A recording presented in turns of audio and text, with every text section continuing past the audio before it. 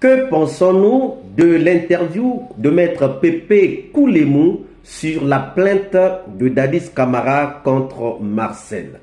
Dans cette vidéo, nous allons décortiquer le message voulu livrer par Pépé Koulémou. Suivez.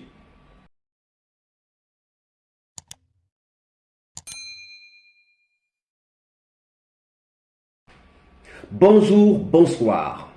Toujours un plaisir de venir devant vos écrans d'ordinateur, de tablette ou encore de téléphone. Un réel plaisir pour nous, Soleil d'Afrique, de vous exprimer ce que nous avons pu traiter, ce que nous avons pu analyser. Aujourd'hui, nous allons revenir sur l'interview de Pépé Koulémou sur la plainte de Dadis Camara contre Marcel Guilavogui. Nous avons suivi cette interview. On avait déjà fait des choses avant et l'interview est venue. L'interview est venue même confirmer des choses que nous avons déjà dit dans les vidéos précédentes. C'est pour vous dire que nous avons toujours une longueur d'avance. Nous allons regarder l'interview de Pépé Koulémou sur 5 points. Nous avons retenu 5 points, les plus importants sur lesquels nous allons parler aujourd'hui. Le premier point, Pépé Koulémou dit que Marcel a demandé une villa, sinon il va mentir sur le président Dadis Camara. Marcel a demandé une villa, sinon il va mentir sur Dadis Camara. Lorsqu'il dit « sinon, il va mentir sur Dadis Camara », le but de Pépé Koulémou, c'est quoi? C'est préparer l'opinion à considérer ce que Marcel viendra dire comme mensonge. C'est ça le but, en fait, de Pépé Koulémou. Son but, c'est que lorsque Marcel viendra parler, que les gens disent que Marcel est en train de mentir. Parce que lui, il a dit que Marcel a dit sinon il va mentir sur Dadis Camara. C'est pour dire que ce que Marcel viendra dire doit être considéré comme étant un mensonge. Et pourtant, nous, ce n'est pas la même chose que nous comprenons. Ce n'est pas la même chose que nous comprenons. Nous ne comprenons pas les choses de cette manière-là. Comment est-ce que nous comprenons les choses? Marcel n'a pas dit que sinon il va mentir sur Dadis Camara. Mais Marcel a dit sinon je vais tout dire. Sinon je vais dire toute la vérité. Sinon je vais dire toute la vérité est différent de sinon je vais mentir. Donc, Pépé Koulémou veut préparer l'opinion. Parce qu'il sait. Donc il veut préparer l'opinion pour jeter les discrédits sur ce que Marcel viendra à dire.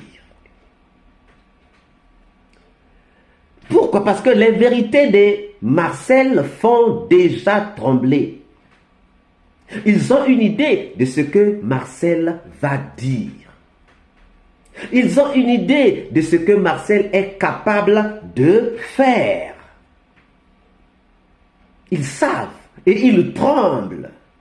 Ils tremblent. Parce que ce sont leurs carrières, eux les avocats là. C'est leur carrière qui est mise en jeu. Surtout lui, Pépé Koulémou.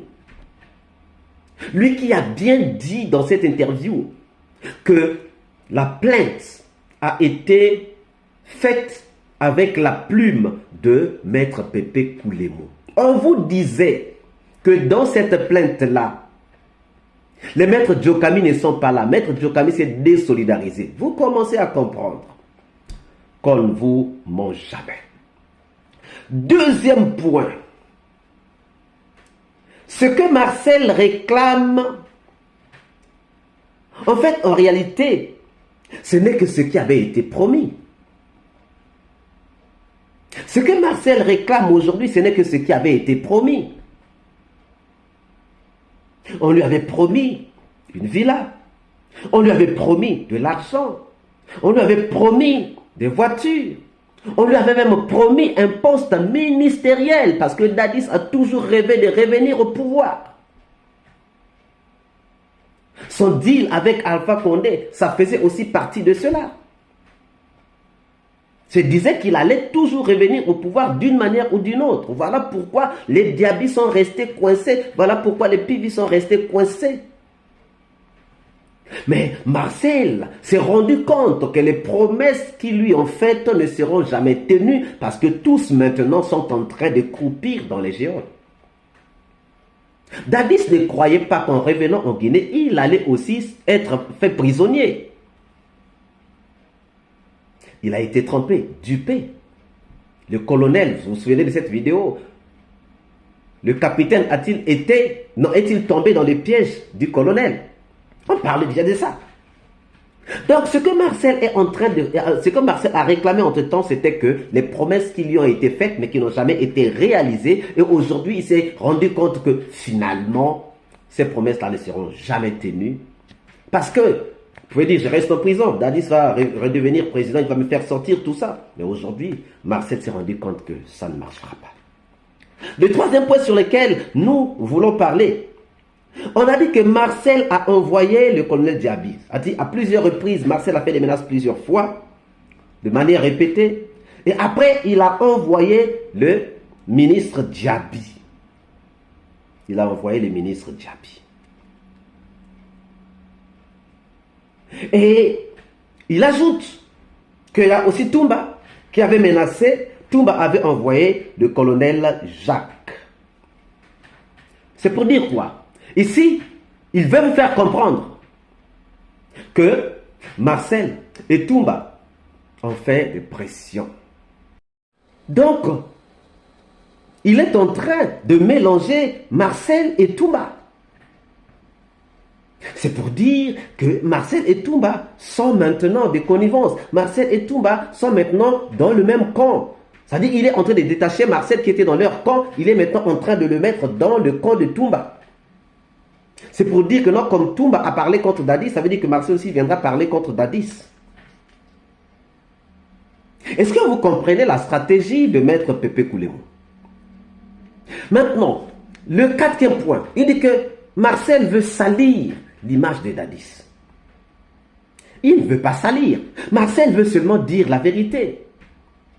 Marcel ne veut pas salir Dadis. Marcel veut seulement dire la vérité pour qu'il soit tiré de l'affaire. Il veut que le jugement se fasse en toute vérité. Donc là où il n'a pas voulu parler, il va parler. Comme ça, les juges vont regarder par rapport à toute la vérité. Parce que lorsqu'il cache le mensonge, il peut être jugé de façon différente. Mais lorsqu'il dit le mensonge, il est clair en fait, le tribunal. Donc, Marcel ne viendra pas pour salir Dadis. Marcel veut tout simplement dire la vérité. Mais Pépé Koulémou veut nous faire comprendre que Marcel viendra pour salir l'image de Dadis. Le cinquième point que nous avons retenu, Pépé Koulémou dit que non, on croyait que lorsque Marcel demandait la villa, on croyait que c'était seulement une aide qu'il demandait à Dadis, mais finalement on s'est rendu compte que c'était un chantage. Est-ce que pour demander de l'aide à Dadis, Marcel était obligé de passer par Diaby? Est-ce que pour demander de l'aide à Dadis, Marcel était obligé de passer par les Pépé Koulémou? Est-ce que Marcel était obligé de passer par les Pépé Koulémou et les ministres Diaby? Non.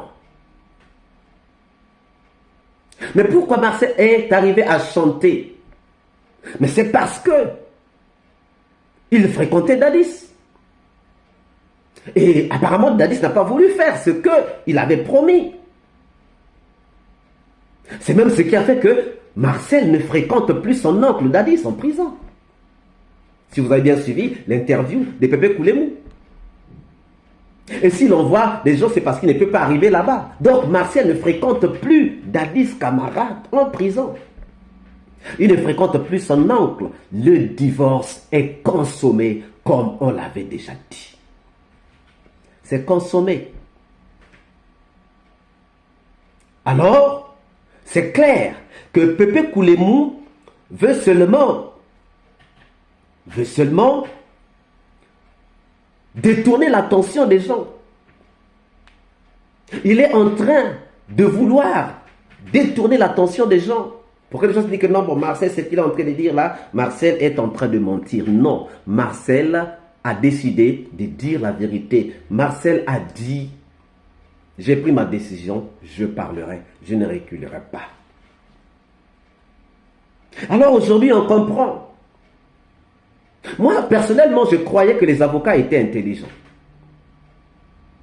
Mais finalement, je me rends compte qu'il y a des avocats qui sont nuls. Et parmi les avocats qui sont nuls, il y a Maître Pépé Koulémou. Lui qui a bravé les autres avocats de Dadis pour aller s'engager dans cette plainte contre Marcel, lui seul. Et il est fier de dire que non, la plainte a été écrite avec la plume de Maître Pépé Koulémou. Mais c'est parce que les Djokami ont dit non, on ne rentre pas là-dedans. Parce qu'en fait, ce que vous avez fait, ce qu'ils ont fait, c'est un suicide. C'est un suicide pour Dadis, ce qu'ils ont fait. Voyons voir les jours à venir. Alors, chers amis, si vous avez aimé cette vidéo, ne manquez pas de laisser vos pouces bleus, de commenter, de partager dans vos groupes et pages. Et si vous n'êtes pas encore abonné, nous vous prions de bien vouloir vous abonner. Surtout de ne pas manquer de cocher la cloche de notification afin d'être averti à temps réel de toutes nos prochaines publications. N'oubliez pas qu'il y a aussi le lien en haut ou en bas de notre groupe WhatsApp. Rejoignez-nous, on va commencer à réfléchir, on va commencer à faire des forums, des sujets, peut-être qu'il ne se rend pas nécessaire à venir directement sur YouTube, mais que nous pourrons discuter, ou bien on pourra voir quelles sont les priorités sur lesquelles on peut faire des vidéos, sur lesquelles on peut réfléchir. Donc rejoignez-nous par le lien qui s'affiche à l'écran. Sinon, vous nous envoyez un message au numéro WhatsApp qui s'affiche à l'écran et nous ferons le plaisir de vous intégrer. Quant à moi, je vous dis à très bientôt. Ciao.